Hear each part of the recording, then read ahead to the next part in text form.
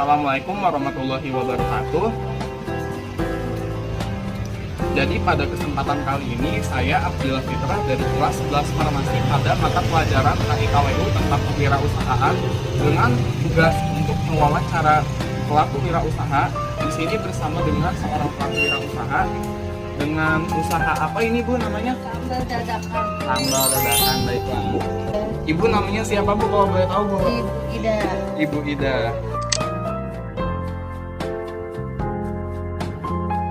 Ibunya sepertinya baru buka ya Bu. Ya jadi masih persiapan. Mohon maaf sekali untuk mengganggu waktunya ya Bu. Sebelumnya boleh tahu Bu, kenapa jatuh teman-teman?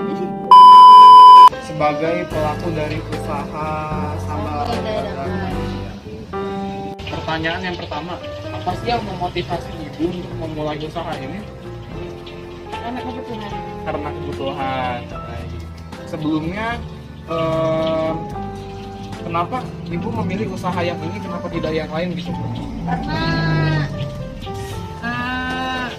circle saya ada di masakan. Dan Ibu tertarik pada sambal dadakan ya? Ya betul. Ada izin ya. Halo. Izin ya. Ya siap. Lihat ibunya sedang menyiapkan apa ini Bu? Ini sate kulit. Sate kulit tuh. Wow. Yang sangat gurih dan menggugah selera ya teman-teman semuanya. Baik, untuk pertanyaan selanjutnya, apa sih momen yang paling membahagiakan selama Ibu menjalankan usaha ini? Ketika dagangan saya laris. Ketika dagangannya laris tentu saja ya teman-teman. Bagaimana dampak usaha ini terhadap kehidupan pribadi Ibu atau keluarga Ibu? Berapa omset yang kira-kira didapat? Sangat ini banget konsepnya, ya cukup untuk makan, untuk jajan anak kan sekitar 100-150 per hari. Apa sih tantangan terbesar atau kegagalan yang pernah Ibu hadapi dalam usaha ini? Ya, itu dia omset turun, kadang drastis banget kalau musim hujan gitu. Nah, itu doang sih kalau di makanan-makanan itu karena terbuang sia-sia. Berarti selain dari faktor lingkungan sekitar dan cuaca ya Bu, Iya soalnya kan betul. kalau misalnya cuacanya lagi nggak bagus, orang-orang jadi pada nggak keluar Iya rumah jadi juga ya, mager Bu. juga ya. Oh. Dari sayuran, cabai dan lain-lain itu faktornya ngaruh banget. Ketika bahan makanan naik semua, kita juga tipis banget. Makanya nih teman-teman, kita harus mensupport usaha UMKM yang ada di sekitar kita agar apa? Agar kita semua bisa sejahtera bersama-sama. Betul Ya, tidak Bu? betul banget. Selanjutnya, apa nasihat Ibu untuk orang yang ingin memulai usaha sendiri? Ya, kalau zaman sekarang sih saingannya berat ya. Jadi untuk mau mulai usaha itu harus sabar aja. Tekunin, telitiin, pasti insya Allah berhasil. Jadi nggak ada kata telat untuk memulai sesuatu ya Bu. Mau kita muda, mau kita tua, Ya, asalkan betul. niat kita sudah Ya, bulat, kita sudah pasti bulat. bisa dan pasti dipermudahkan. Dan yang tiga sabar. Iya, seperti itu. Apa kunci untuk bertahan dalam menjalankan bisnis? Nah, itu dia sabar doang. Sabar aja, iya. Jadi sabar ini sudah meliputi segala aspek ya Betul. teman-teman. Betul. Baik sabar secara mental, sabar secara fisik. Yang intinya sabar untuk menunggu pelanggan semua datang dan mulai tertarik untuk mencoba yang kita dagangkan. Tidak terasa ya Bu, pertanyaannya sudah mencapai pertanyaan yang terakhir.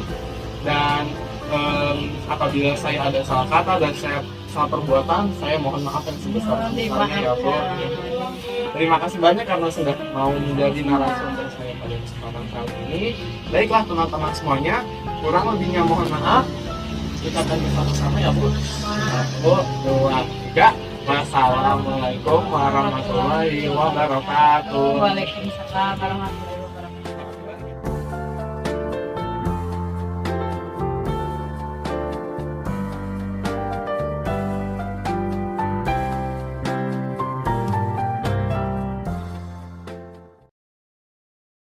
Assalamualaikum warahmatullahi wabarakatuh. Pada kesempatan kali ini di mata pelajaran KIKWU saya mendapat tugas wawancara untuk mewawancarai pelaku pengusaha. Saya sudah bersama Ayu.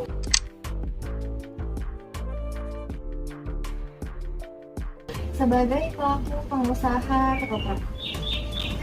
Baik, di sini saya akan menanyakan beberapa pertanyaan. Pertanyaan yang pertama, apa yang memotivasi Anda untuk memulai usaha ini? Motivasi saya, awalnya kan saya baru lulus S1 ya. Jadi sembari mencari pekerjaan lain, buka usaha ikut punya bapak. Jadi motivasi saya buat sebenarnya juga pengen lanjut S2 kan. Jadi motivasinya biar bisa lanjut S2 insya Allah. Kak, pertanyaan kedua, apa momen paling membahagiakan selama menjalankan usaha ini? Bahagia ya. Kayaknya dapat orderan banyak ya. Pasti bahagia banget. Kayak gitu. Apalagi saya sesimpel orangnya sabar juga itu bahagia banget sih.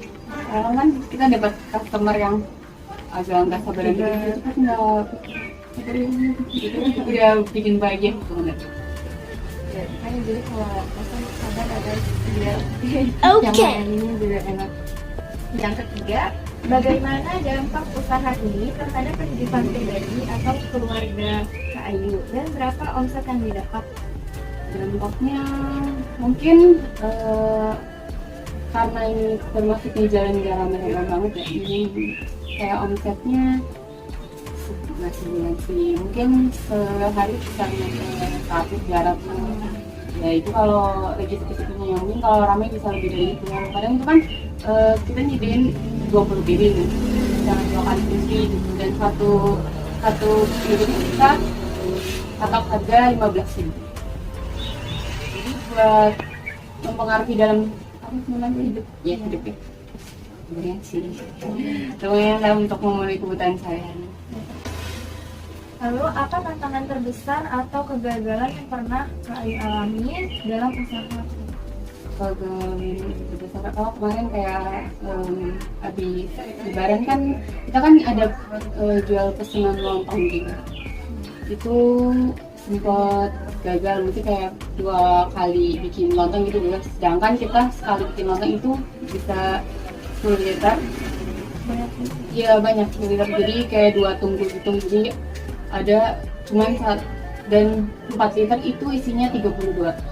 Itu kadang pas momen itu kayak lontongnya cuma berhasil kayak 10 biji dan yang lainnya gagal gitu, buang gitu kan. Mau diapain lagi kan, bingung orang lontong udah jadi lontong nggak bisa disini. Kayak gitu sih di jalanannya gitu, kayak sedih banget. Apalagi misal kalau kayak mungkin kita belanja sayurannya ya gitu, dapetnya yang nggak bagus gitu, karena kan udah di stok juga kan sama tukang sayurnya, kayak buat bapak ini, buat padi ini gitu. Jadi kalau misalnya kita nggak ke situ, jadi sayuran yang kemarin yang dikasih gitu, ini kan stok padi gitu. Ini ya kayak